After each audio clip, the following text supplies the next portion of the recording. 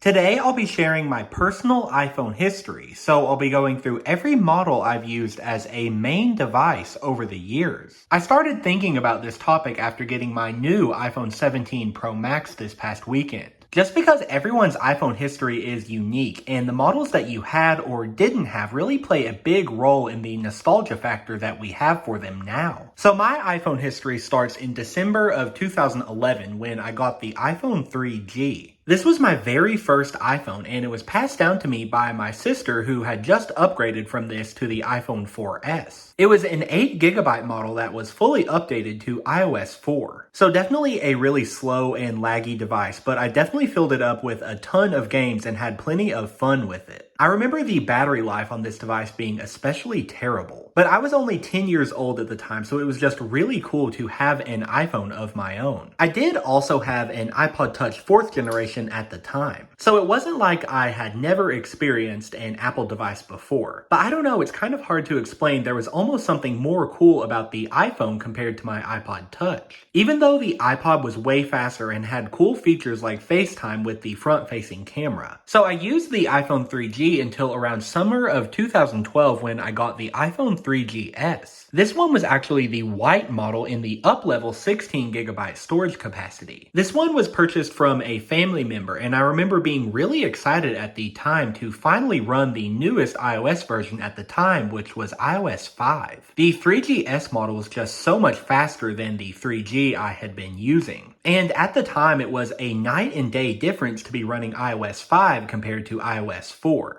Mostly for the iMessage feature, but also for the updated notification system as well as iCloud. I remember updating my 3GS from iOS 5 to iOS 6 when it came out in September of 2012. But I also remember being really sad that the 3GS did not have a front-facing camera. So in October of 2012, I finally begged my parents and I was able to get my first new iPhone. And that was the 8GB base model variant of the iPhone 4 that became free on contract with AT&T following the iPhone 5 release. This one that I have here is running iOS 4, but of course mine was running iOS 6. Also, this one here is black, but I went for the white color option. I remember absolutely loving the Retina display and the front-facing camera. Only having 8GB of storage was a little bit of a downgrade. But all of the other nice things about the iPhone 4 really made up for that, and it ran iOS 6 very well. I owned that iPhone 4 for just under a year before I made one of the worst decisions that I ever made, and that was switching to an Android phone. So for whatever reason, young me was very swayed by all of the features that came with Samsung devices. I remember absolutely begging my parents at the time to let me upgrade to the Samsung Galaxy S4. So that ended up happening in August of 2013. And as expected, I pretty much instantly regretted that. Of course, it was a very capable phone and technically more impressive than the iPhone 4 I was using. But mine had some pretty serious issues. I remember it losing signal randomly all the time. And I was really sad to not be using a phone with iOS, especially when the iOS 7 update came out in September. So yeah, this was one of the darkest points in my phone history. I often look back at that decision and wonder why I just didn't get the iPhone 5, as I definitely would have been way happier with that. Anyway, I powered through owning that Samsung Galaxy S4 all the way until October of 2014 when I got the iPhone 5C. Once again, this was the base model 8GB variant that became free on contract with the release of the iPhone 6. I remember mine was in the white color option because that was the only one that the AT&T store had in stock at the time. And of course, being a 13-year-old kid, I was very impatient and didn't want to wait for a different color to be shipped. I definitely enjoyed the 5C a lot more than the Samsung I had been using. It was running iOS 8, but that 8GB of storage was becoming absolutely unusable at the time. I remember I couldn't even have more than like one page of apps, and I was always getting the storage almost full message. So this device really didn't last me too long at all. I was finally able to get the iPhone 6 in July of 2015. I really wanted the silver model, but they were out of stock, so it was between the space gray or the gold, and I ended up going for space gray. This model was really special to me because at the time it was the newest iPhone available. And because every device I had been using before was older, it was just so cool to finally be up to date. Although looking back, it was a really bad move to get this in July, as I should have just waited until September to get the iPhone 6s. Anyway, I remember really loving my iPhone 6. It was the base model 16GB.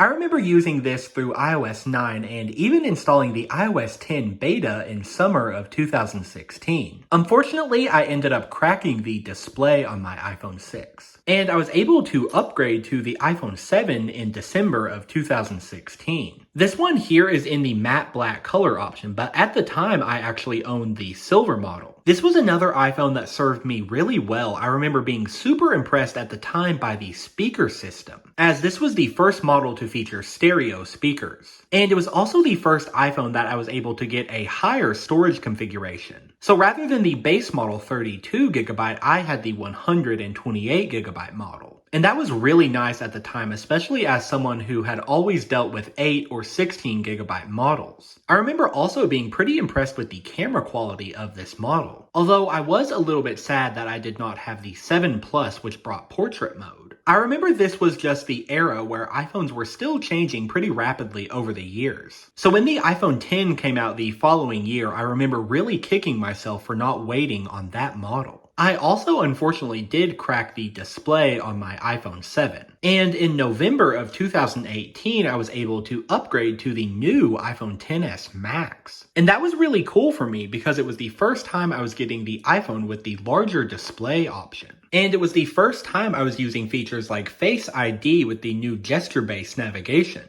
I also got a storage upgrade with this model. I was now able to get 256GB.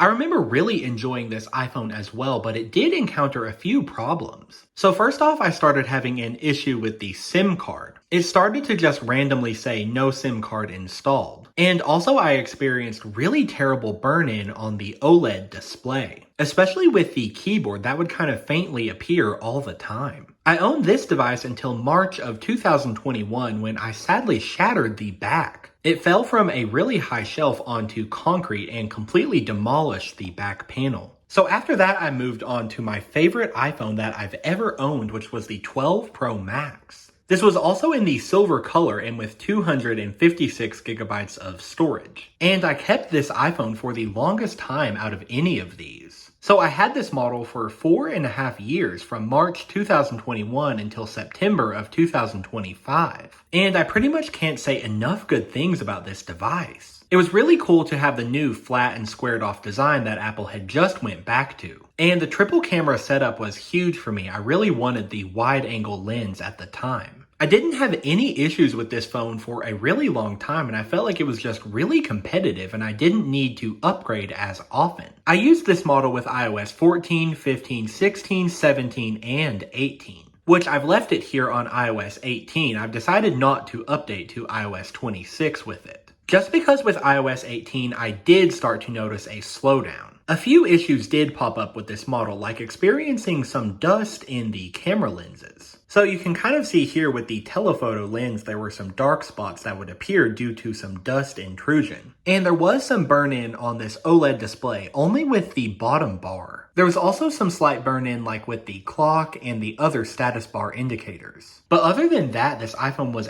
absolutely killer. It served me so well. And as you will know if you watched my last video, I just upgraded to the iPhone 17 Pro Max. The 256GB of storage was getting to be a little bit crowded for me. So with this model, I went for the 1TB of storage. I've always kept my personal iPhones fully updated in the past, but since this is the first version with the new liquid glass design, I'm really considering trying to keep this on 26.0 if I can. And of course, I've just got so many cool features on this model that I didn't have on my previous. So things like the camera control button, as well as the action button. Also, the dynamic island is pretty cool. And all of the expected upgrades like better cameras and faster processors, more RAM, and things like that. So that pretty much concludes my iPhone history video. Be sure to leave me a comment below with a list of every iPhone that you've personally owned over the years. As I said at the beginning of the video, I think this is a really cool topic to take a look at. Of course, here at Mac Throwback, one of the biggest things that we take a look at is our nostalgia toward technology. And at least for me, one of the biggest reasons that I like taking a look at the older devices that I do is mostly because they are devices that I was not able to have back when they were new. So particularly at the earlier points in my iPhone history, I was really young back then, so obviously I was not able to get the brand new iPhone. And also back then, iPhones, or really smartphones in general, were more of an exclusive item to have. So yeah, hopefully you guys enjoyed this kind of different personal video. Again, be sure to leave me a comment below with your thoughts. Thank you so much for watching, and I'll see you guys in the next one.